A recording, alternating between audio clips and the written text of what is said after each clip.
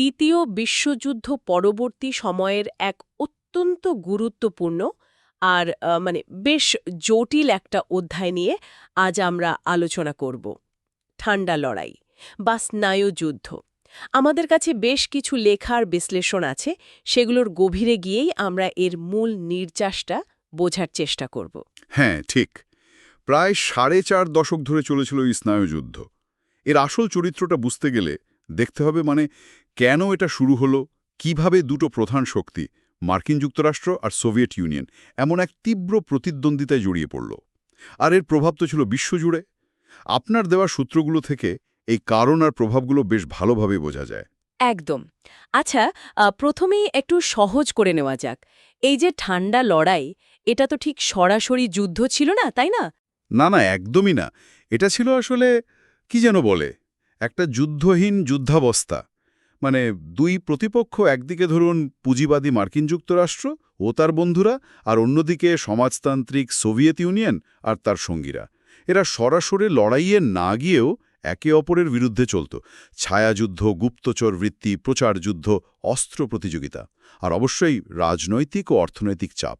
মূল লক্ষ্য ছিল একে অপরের প্রভাব কমানো। আচ্ছা, আর এই ঠান্ডা লড়াই এই কথাটা প্রথম কে ব্যবহার করেন? ওয়াল্টার লিপম্যানের নামটা বেশ শোনা যায়। হ্যাঁ, সাধারণত ওয়াল্টার লিপম্যানকেই এর কৃতিত্ব দেওয়া হয়, যদিও বার্নার্ড বারুচও কাছাকাছি সময়ে ব্যবহার করেছিলেন কথাটা। তবে হ্যাঁ, লিপম্যানের লেখার পরেই 1947 সাল থেকে এটা খুব চালু হয়ে যায়। তারও আগে তো উইনস্টন চার্চিলের সেই বিখ্যাত লৌহ জবনিকা বা আয়রন কার্টেন বক্তৃতা ছিল, তাই না? সেটাও তো এর প্রেক্ষাপট তৈরি করেছিল। একদম। চার্চিলের ওই বক্তৃতা তো ইউরোপের বিভাজনটা খুব স্পষ্ট করে দিয়েছিল। ঠান্ডা লড়াইয়ের আবহটা তখনই তৈরি হচ্ছিল। কিন্তু আসল প্রশ্ন হল, এর কারণ কি ছিল এত দীর্ঘ একটা সংঘাত? আপনার দেওয়া সূত্রগুলোতে তো বেশ কয়েক রকম মত দেখছি। হ্যাঁ, কারণগুলো নিয়ে আসলেই অনেক বিতর্ক আছে। যেমন ধরুন, সাবেকি বা পুরনো পশ্চিমা মত অনুযায়ী মূল দোষটা সোভিয়েত ইউনিয়নের। তাদের আগ্রাসী নীতি, স্টালিনের কার্যকলাপ, ইয়াল্টা সম্মেলনের শর্ত ভাঙা, এইসব আর কি। আচ্ছা। আবার উল্টো দিকে সংশোধনবাদীরা আছেন। তারা বলেন যে না, ব্যাপারটা ঠিক উল্টো। মার্কিন যুক্তরাষ্ট্রের সোভিয়েত বিরোধী নীতি, যেমন ধরুন ট্রুম্যান ডকট্রিন বা বিশ্বজুড়ে মার্কিন পুঁজিবাদের বাজার দখলের চেষ্টা, এগুলোই সোভিয়েত ইউনিয়নকে বাধ্য করেছিল পাল্টা ব্যবস্থা নিতে, আত্মরক্ষার জন্য। তার মানে দুটো একেবারে বিপরীতধর্মী ব্যাখ্যা। হ্যাঁ, আবার আরেকটা মত আছে যেটা বলে যে কোনো এক পক্ষের দোষ না খুঁজে বরং যুদ্ধ পরবর্তী পরিস্থিতিটাকেই দেখা উচিত। দুই বড় শক্তির মধ্যে অবিশ্বাস, ভুল বোঝাবুঝি, আর সবচেয়ে বড় কথা, দুটো সম্পূর্ণ ভিন্ন রাজনৈতিক ও অর্থনৈতিক সিস্টেমের সংঘাত। এই মতাদর্শগত বিষয়টা খুব গুরুত্বপূর্ণ ছিল। এই লড়াইয়ের প্রভাব তো ছিল মারাত্মক। বিশ্বজুড়েই তো এর আঁচ পড়েছিল। আপনার ওই টাইমলাইন নোটটায় কিছু ঘটনার কথা মনে পড়ছে। প্রভাব তো ব্যাপক। ইউরোপেই দেখুন, জার্মানি ভাগ হয়ে গেল, বার্লিন শহর ভাগ হলো, তারপর বার্লিন প্রাচীর উঠল। তার আগে 1948-49 সালে বার্লিন অবরোধ হলো। তখন পশ্চিমারা আকাশপথে জিনিসপত্র পাঠিয়েছিল, এয়ারলিফট। হ্যাঁ, বার্লিন এয়ারলিফট। এশিয়াতে দেখুন, কোরিয়ার যুদ্ধ হলো 1950 থেকে 53। সেখানে তো সরাসরি যুদ্ধই বেঁধে গেল দুই পক্ষের সমর্থনে। আর ভিয়েতনামের যুদ্ধ, সে তো আরও দীর্ঘ, আরও রক্তক্ষয়ী, 1954 থেকে 75 পর্যন্ত চলল। আর কিউবার মিসাইল সংকট, সেটা তো প্রায় পারমাণবিক যুদ্ধের পর্যায়ে চলে গিয়েছিল। ঠিক 1962 সাল। বিশ্ব সত্যি সত্যি একটা পারমাণবিক যুদ্ধের দোরগোড়ায় দাঁড়িয়েছিল সে সময়। ভয়ঙ্কর পরিস্থিতি। এই সময়ে তো দুটো বড় সামরিক জোট তৈরি হলো। আমেরিকার নেতৃত্বে ন্যাটো 1949 সালে। হ্যাঁ, মূলত পশ্চিম ইউরোপের দেশগুলোকে নিয়ে। একদম। আর তার জবাবে সোভিয়েত ইউনিয়নের নেতৃত্বে ওয়ারশো চুক্তি 1955 সালে, পূর্ব ইউরোপের দেশগুলোকে নিয়ে।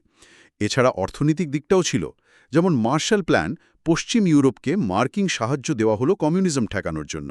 এত উত্তেজনার মধ্যে কি কখনো পরিস্থিতি একটু শান্ত হয়নি? আপনার নোটগুলোতে দেতাত বলে একটা পর্বের কথা আছে। হ্যাঁ হ্যাঁ, হয়েছিল। 60-এর দশকের মাঝামাঝি থেকে 70-এর দশক পর্যন্ত একটা সময় ছিল যখন উত্তেজনা কিছুটা কমেছিল। একেই ফরাসি ভাষায় দেতাত বা উত্তেজনা প্রশমন বলা হয়। এই সময় কিছু অস্ত্র নিয়ন্ত্রণের চুক্তিও হয়েছিল, যেমন সল্ট ওয়ান। কিন্তু সেটা টেকেনি।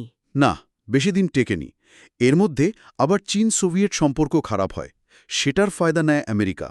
আর তারপর 1979 সালে আফগানিস্তানে যখন সোভিয়েত ইউনিয়ন সেনা পাঠালো তখন উত্তেজনা আবার তুঙ্গে উঠল, যাকে বলে নতুন ঠান্ডা লড়াই বা সেকেন্ড কোল্ড ওয়ার।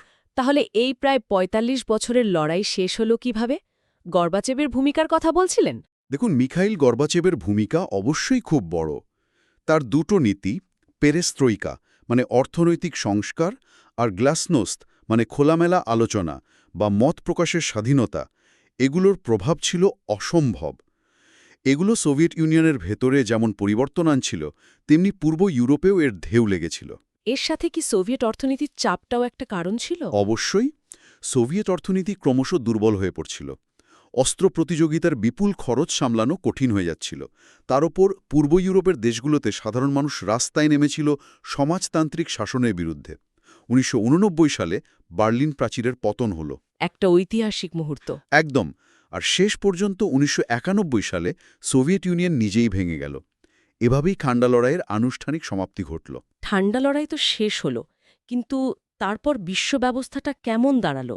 আপনার দেওয়া কিছু সাম্প্রতিক বিশ্লেষণে দেখছিলাম, বিশ্ব কি আমেরিকার নেতৃত্বে একমেরুকেন্দ্রিক হয়ে গেল, নাকি অন্য কিছু? এটা একটা খুব ইন্টারেস্টিং প্রশ্ন। সোভিয়েত ইউনিয়ন ভেঙে যাওয়ার পর প্রথম দিকে অনেকেই ভেবেছিলেন বিশ্ব বুঝি এবার মার্কিন যুক্তরাষ্ট্রের একক আধিপত্যে চলবে, মানে এক মেরু বিশ্ব। ইরাক বা লিবিয়ার মতো কিছু ঘটনা সেই ধারণাকে জোরালো করেছিল। কিন্তু ব্যাপারটা অত সরল নয়, কারণ অন্যদিকে চীন খুব দ্রুত উঠে এসেছে অর্থনৈতিক আর সামরিক শক্তি হিসেবে। জার্মানি, জাপান, ভারত, ব্রাজিলের মতো দেশগুলো গুরুত্ব বেড়েছে। ইউরোপিয়ান ইউনিয়ন একটা বড় শক্তি। তাই এখন অনেকেই মনে করেন বিশ্ব আসলে ঠিক একমেরু কেন্দ্রিক নয়, বরং বহুমেরু কেন্দ্রিকতার দিকেই এগোচ্ছে। এটা নিয়ে বিতর্ক চলছে। সত্যি, বিষয়টা বেশ জটিল। ঠান্ডা লড়াই হয়তো আনুষ্ঠানিকভাবে শেষ, কিন্তু এর প্রভাব, এর উত্তরাধিকার, এগুলো নিয়ে আলোচনা বা চিন্তা আজও খুব প্রাসঙ্গিক। আজকের আলোচনা থেকে অনেকগুলো দিক উঠে এলো। আশা করি শ্রোতাদের এই সময়টাকে বুঝতে কিছুটা হলেও সাহায্য করবে। শেষ করার আগে একটা প্রশ্ন শুধু রেখে যাই। ঠান্ডা লড়াই সময়ের সেই যে তীব্র মতাদর্শের লড়াই, সেটা কি সত্যিই পুরোপুরি মিলিয়ে গেছে, নাকি আজকের পৃথিবীতে অন্য চেহারায়, অন্য নামে আবার ফিরে আসছে? এটা ভাবার মতো।